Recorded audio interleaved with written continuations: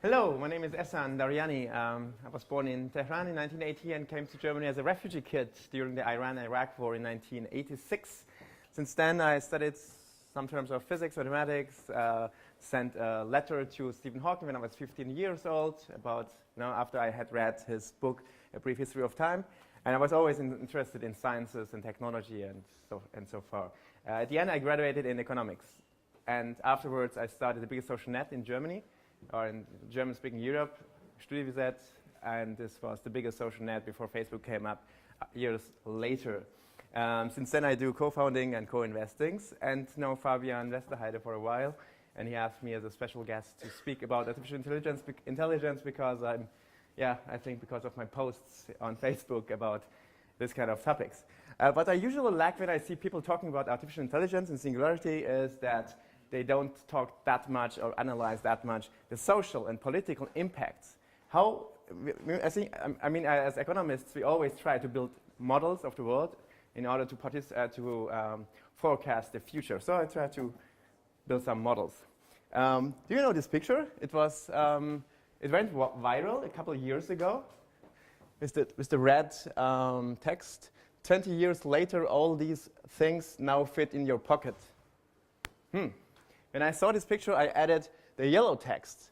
So, okay, but what's more mind-blowing, in 30 years, this guy himself will disappear as a snippet of software. This is what I call soul, a snippet of software. So Software-Schnipsel. Die Seele ist ein Software-Schnipsel. So thinking of manned, jetzt kommt der nächste Sprung. So the next step is, so thinking of manned space missions with actual human bodies is as foolish as like having 1985 when people imagined how future typewriters or disk records would look like. So I think all these things that happen when this guy disappears are after the singularity has appeared. So this is a timeline. Now, singularity. What is interesting and relevant for us is this field. Why? Relevant time for action on Earth. Everything else is happening after singularity, like colonizing the Milky Way and other stars that will happen very fast in roughly 4 million years. So this is nothing. It's a glimpse, of nothing in biological or geological terms. So, but let us talk about social and political changes. Today we are living in the best world possible. The world was never as good as it is today, but we have a totally different perception because we are biased, because the news are biased. Life expectation is rising. The number of people killed in wars, or colonial wars, or civil wars, is decreasing massively.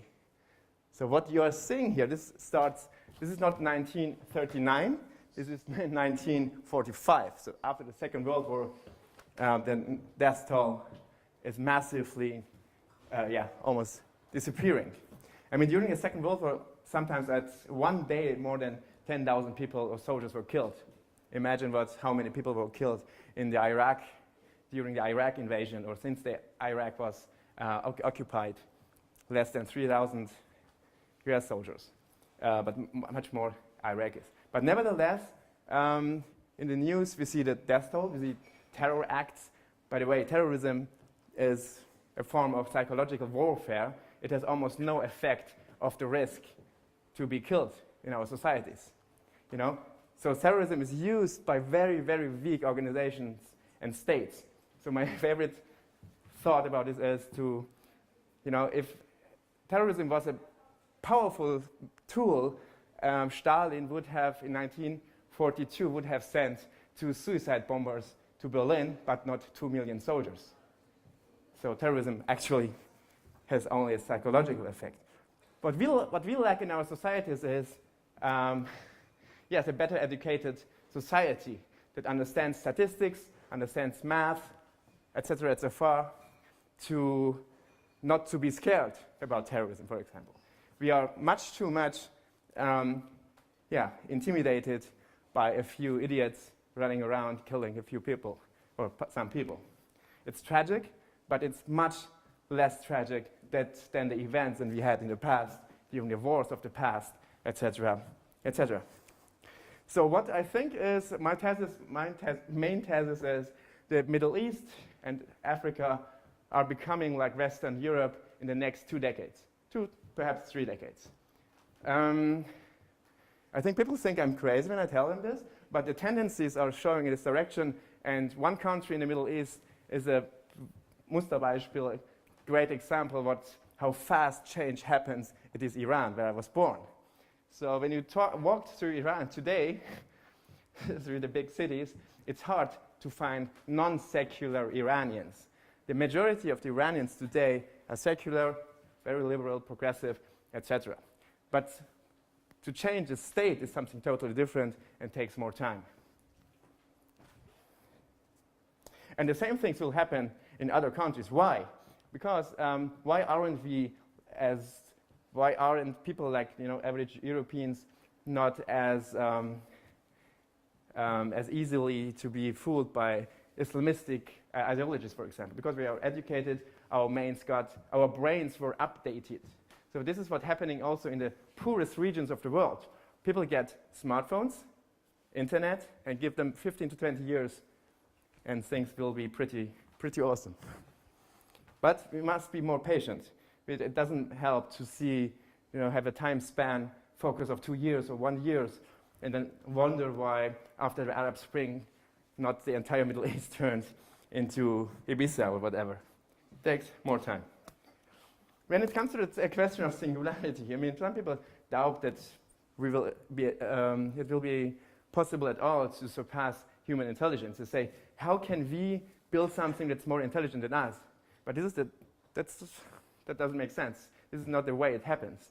This is evolution, and it's happening without us deliberately planning it. It's like asking how did apes and monkeys didn't create humans, right? And mud and earth didn't create the first one cellular Einzeller, one cell organisms. So this is something that happens without our active doing. And the question about when will we surpass singularity is, you can also question when did humans surpass monkey intelligence? Will we have 1, 2 more theses, last thesis? If it's about jobs are disappearing, right? So what will happen next? What will we do next? So my question was, rich people today don't need to work, and what do they do? Let's look at rich kids. They don't need to work for their food and housing, etc., etc. Are they all like Socrates and Platon? No. But today, perhaps 1% of the population lives like rich kids, without jobs, but wealthy. That this will change in the next 20 years, 30 years, tremendously.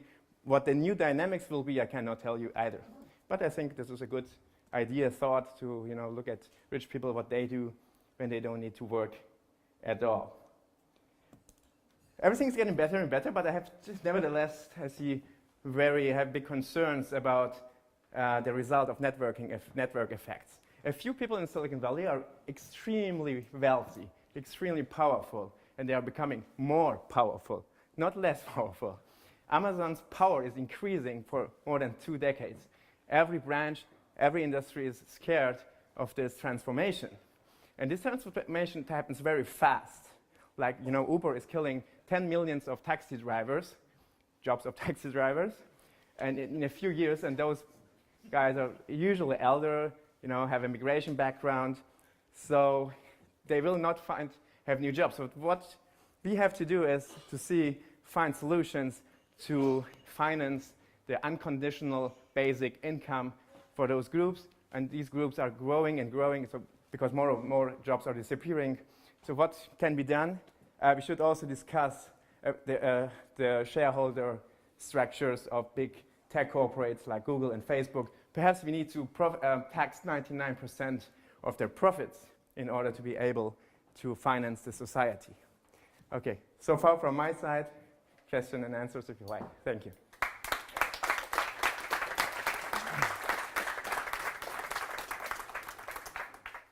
I was on a visa 2 years ago, and I'm one of those lucky bastards who don't need to work to get their food and etc. for 10 years now. But before that, I was extremely poor. I was one of the poorest students ever at my university. So depends. I'm not sure. I mean, also some wealthy people. What do they do? Some do nothing, except spilling, shaking champagne in clubs. But this usually stops at the age of 25, 30. People stop doing that. Some others become very, have a strong will to show it to their parents or fathers and become workaholics. And some others just end up partying and becoming depressed, suicide, whatever. Having no structure in your day is a very dangerous thing. It makes most people very depressed. So depression is something that will, for example, in my opinion, grow in our societies, despite the wealth. But on the other side, we have dynamics that go against these tendencies, like better pharmacies, better antidepressants. Take them, be happy. I'm against the prohibition of drugs and medicine completely, so they should be legalized. Yeah, people that lose their jobs won't be automatically rich. That's why the state must step in, tax Facebook and other super rich people by 99% in order to finance and give those people a good basic income, unconditional basic income. Oh, sure, yeah. I mean, I had the assumption that when the jobs disappear, the state steps in and gives the people a good income so that they have enough food, enough high quality of life, despite the fact that they don't work. So then, the purchasing power of people now with a basic income will be much higher than the purchasing power, like as the socialist countries had for the citizens. We will be able to fly everywhere we want because flight tickets will be super cheap. Go to restaurants every day because restaurants are so cheap, etc. So people will be much more wealthy than in communist countries.